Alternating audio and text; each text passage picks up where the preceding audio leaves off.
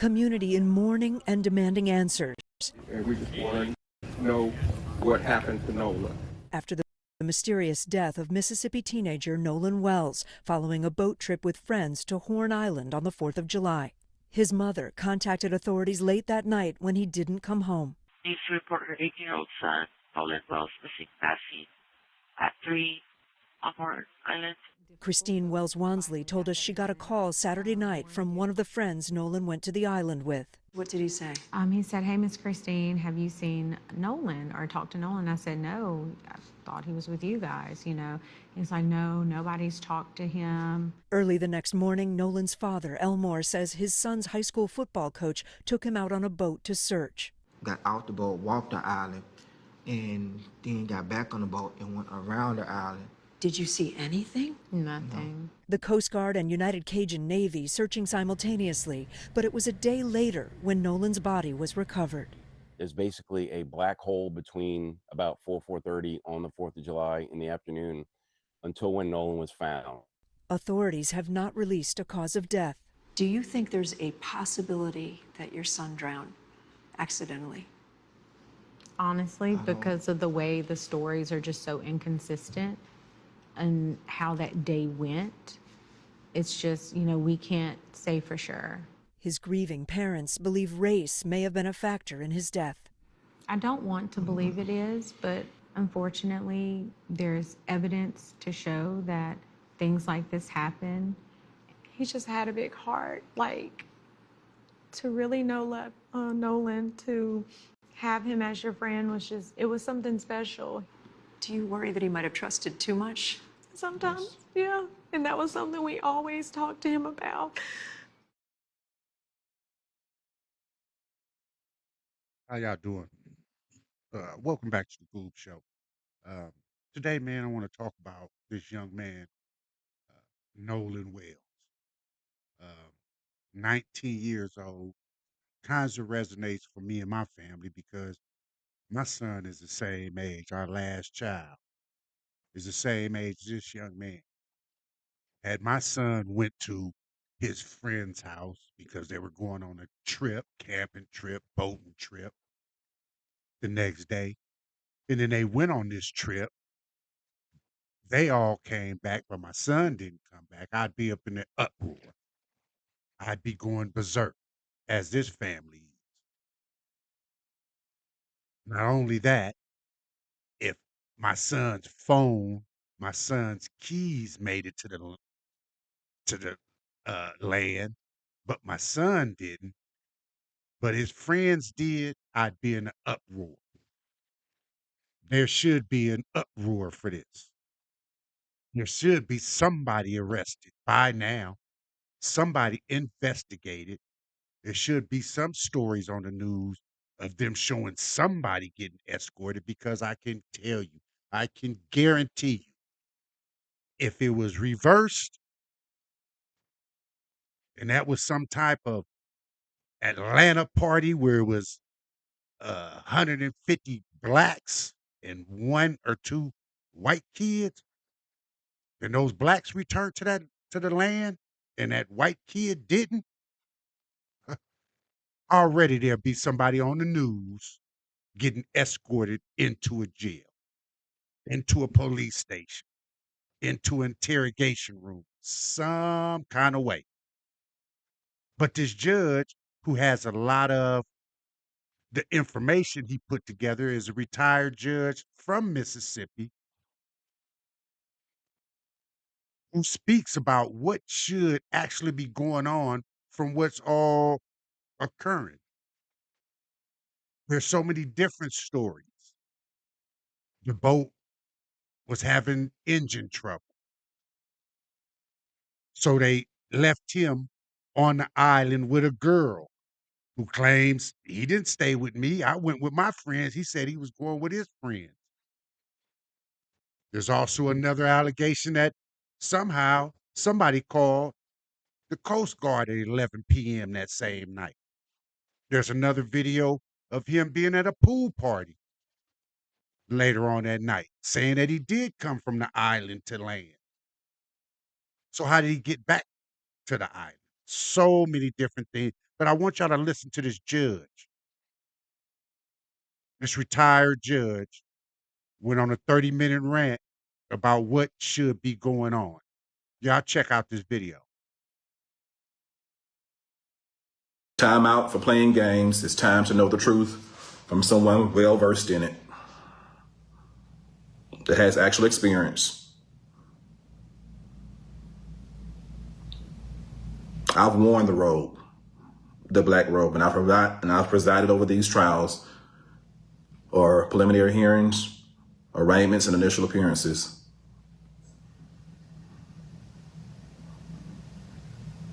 Let's get started. So what do we know? We know, after watching the parents' interview and reviewing tons of footage from social media, recounting interviews and statements of alleged witnesses that were on Horn Island, we know that Nolan Wells went to spend the night on July the 3rd with his so-called friends.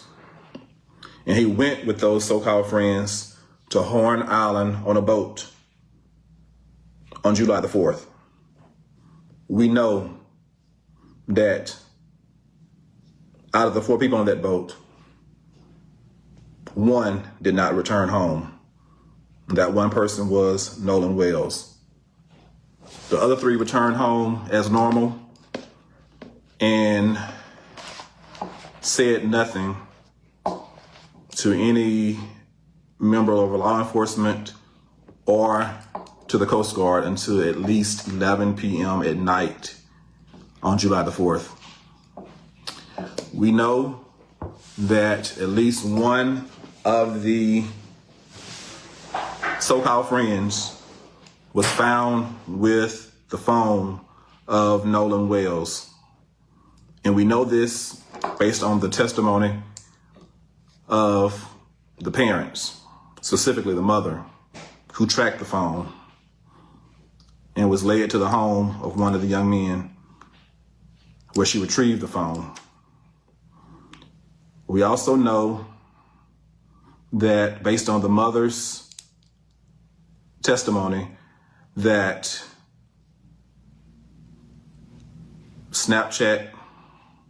there were no Snapchats from the day, which was very odd for her son.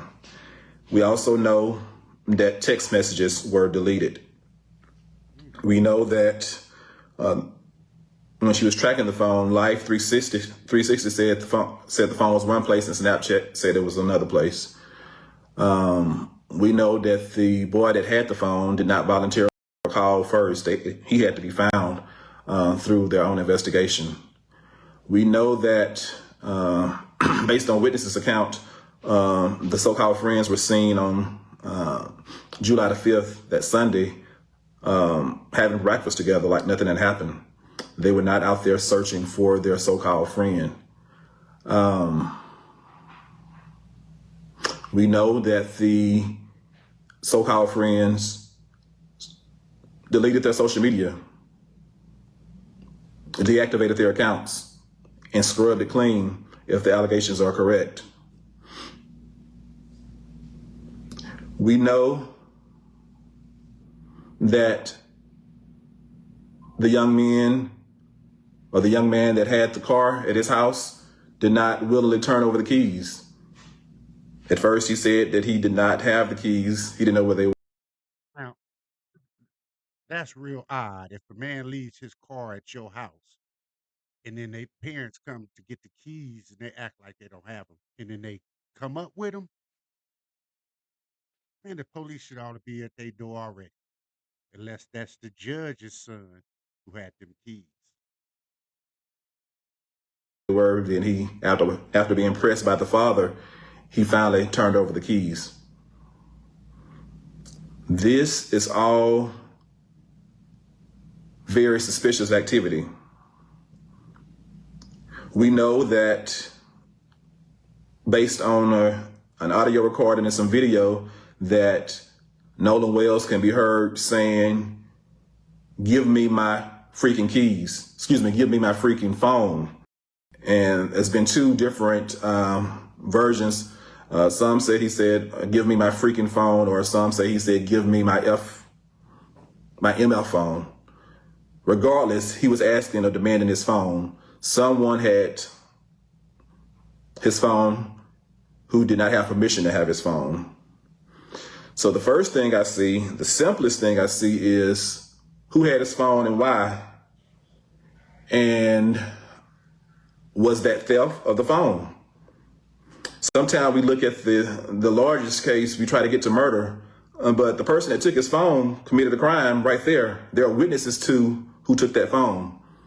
If an affidavit is signed, an arrest warrant could be signed by a judge in Mississippi to go after that person that had that phone unlawfully. We know, based on his own words, Nolan Wells' words while he was alive, he did not give whoever had that phone permission to have that phone. So was that theft? I think if an affidavit is signed, if it was presented to me when I was a judge, I would have signed an arrest warrant for the person for theft of that phone, based on what I've heard. It'd have to be an affidavit format, but if it was presented to me in affidavit format from law enforcement, I would sign the arrest warrant for, at least at this point, theft of the man's phone. We know who had it. We know who didn't report it to the family. The family had to go find it, and we know that Nolan Wells said give it back to him, and evidently it was not given back to him. Why was that?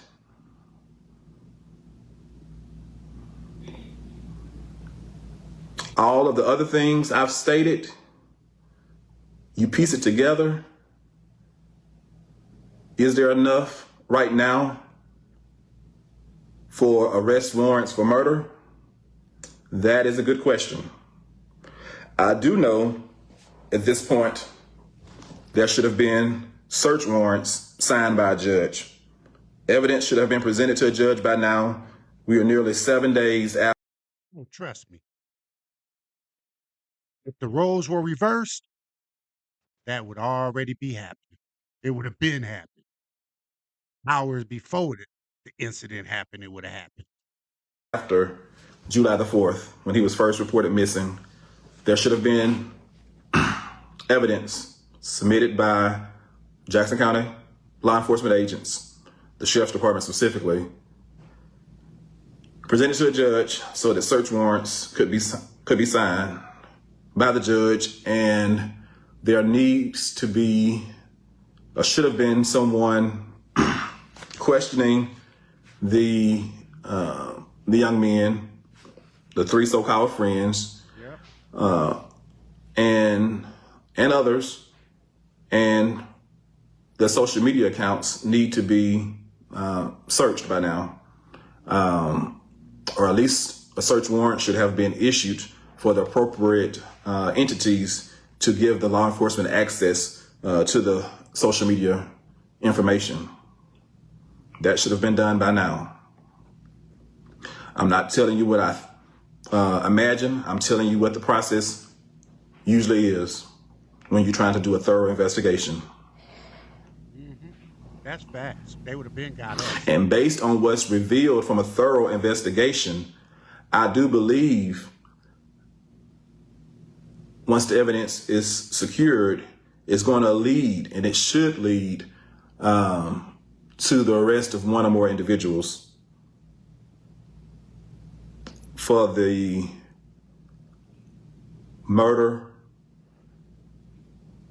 of Nolan Wells. All of the actions are very suspicious, and right now they lead one to believe that one or more persons could have been involved with the death of Nolan Wells.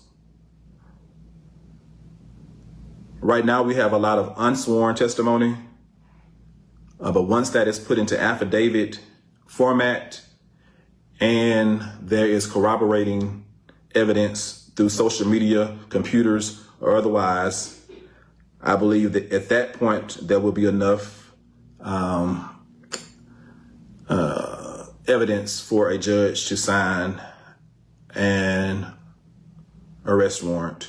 I think critical evidence that's missing right now are the results of the autopsy, the state's autopsy and the independent autopsy. That's going to be critical information. And that alone, or that in connection with what's already known, may be enough to lead to an arrest or arrest. We do know at this point, low-hanging fruit, there should be an investigation about the underage drinking, who provided the alcohol. Those individuals could be immediately arrested based on if there was any sworn testimony presented to a judge. I believe a judge could immediately sign an arrest warrant for those who provided the alcohol to underage individuals. There's a lot of people and a lot of potential crimes, some misdemeanors and felonies, that people could be held accountable for. Was there any boating while intoxicated? Who was the captain of the boat? And what did he allow on his boat? If there were any illegal drugs possessed by anyone,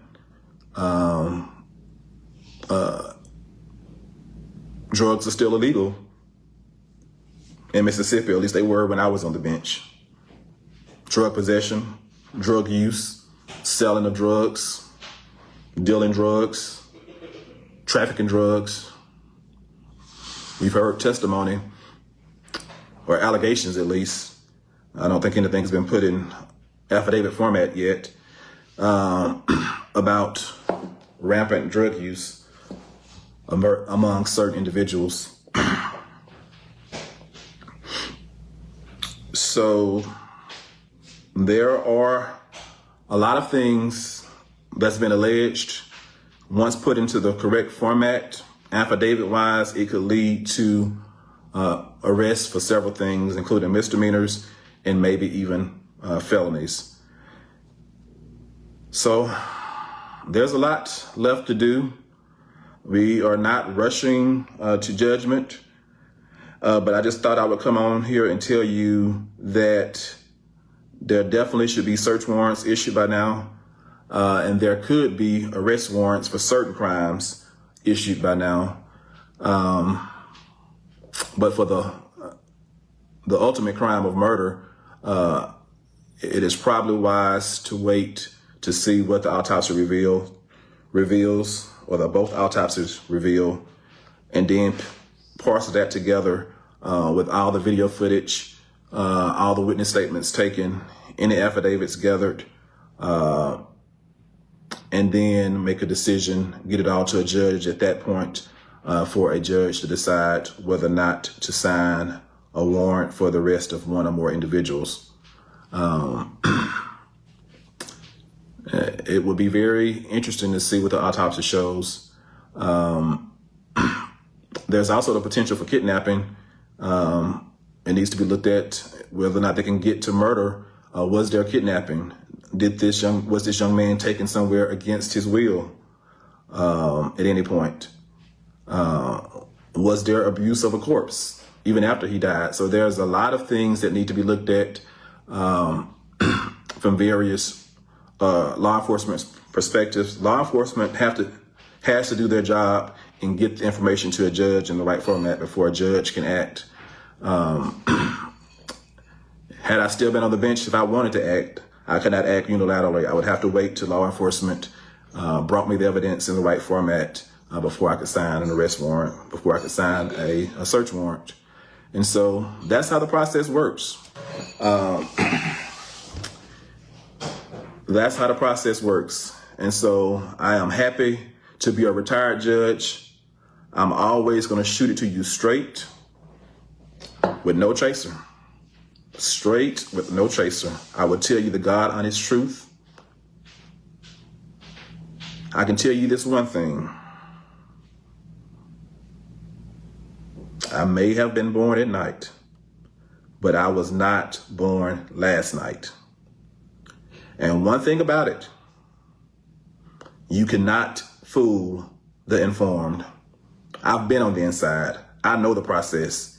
And we will not sit quietly and allow this to be swept under the rug. I will call your hand. I will call your hand.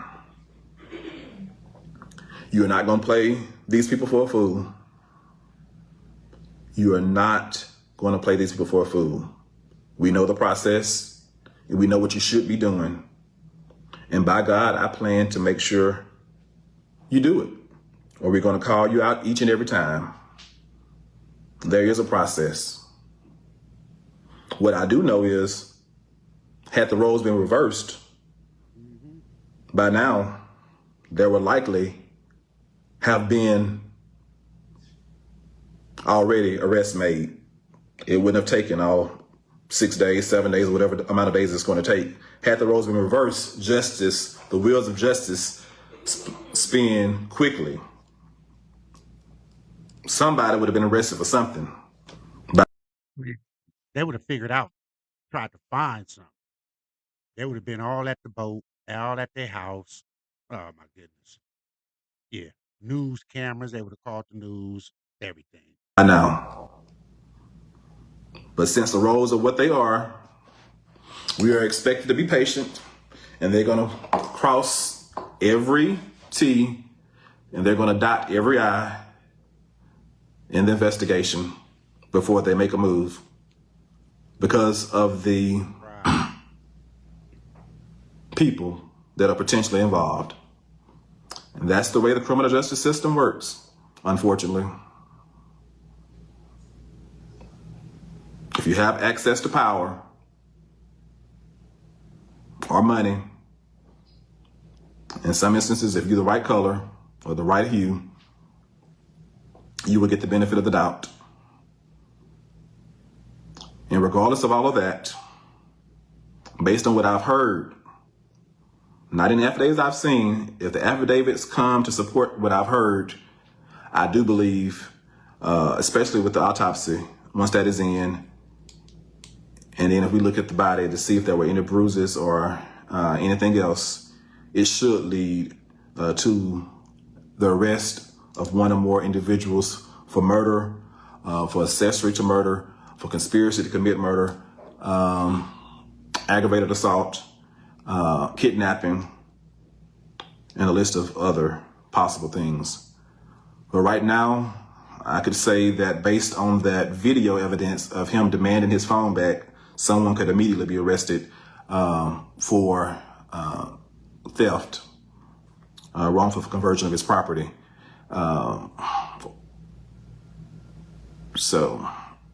And once you make that first arrest, you start putting pressure on people.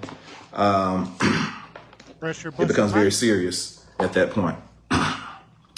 No one wants their loved ones sitting behind bars, even jail bars, definitely not prison bars. So it becomes very serious at that point. And there are persons of interest that should have been interviewed by now, should have been questioned, picked up, and taken to the station, even if they didn't voluntarily go. There are certain people that should be classified as suspects by now. They should not just be persons of interest. They should be actual suspects. I do not agree with the sheriff saying right now foul play is not suspected. He should have said right now it is too early to tell one way or the other if he was going to say anything and try to be fair and impartial. Because all of this suspicious stuff, the suspicion and the actions of the individuals themselves lead you to believe that something is awry. And the stories are not adding up.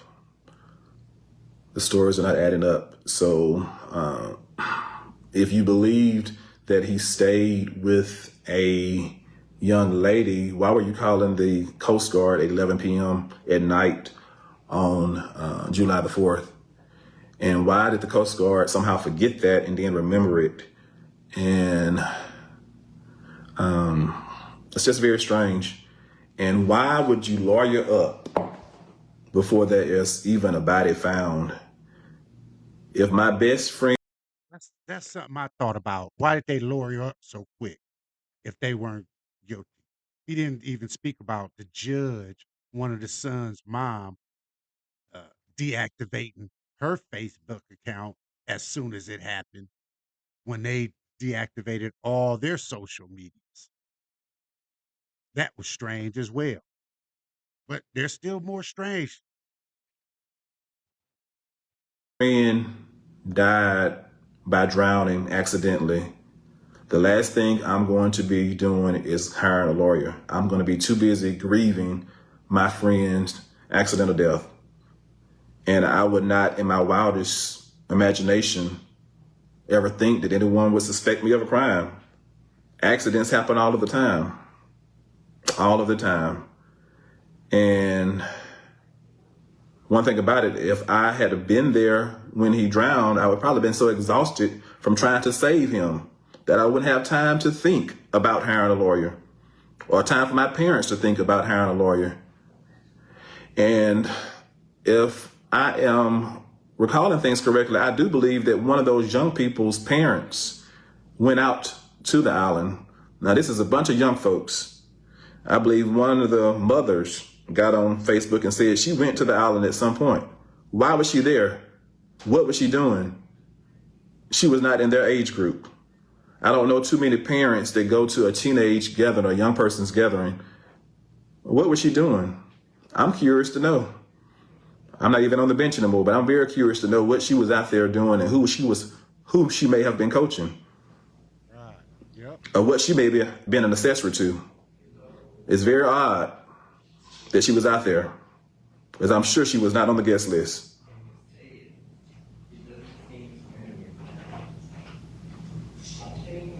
When I tell you I'm tired, it's because I am. It's time for us to have the knowledge. I got my law degree in 2002.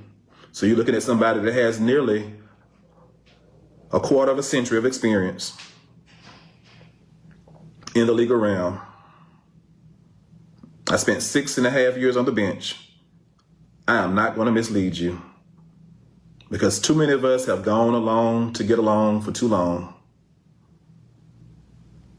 I have to meet my maker's face in peace. I have to look myself in the mirror.